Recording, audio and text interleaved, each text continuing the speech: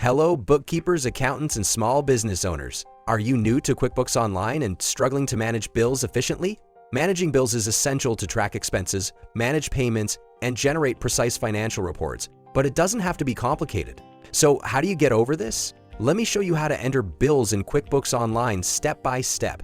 It's quick, easy, and super simple. First, log into QuickBooks Online, click the plus new button on the left-hand side, and select Bill under the Vendors section.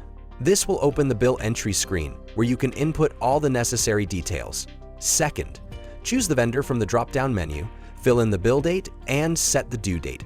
QuickBooks will automatically track these dates for you, ensuring you never miss a payment.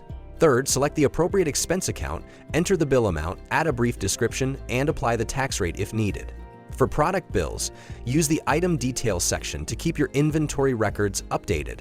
Fourth, attach a copy of the bill to maintain proper documentation for audits and easy reference. You can simply drag and drop the file for convenience. Finally, review all the entered information to ensure accuracy.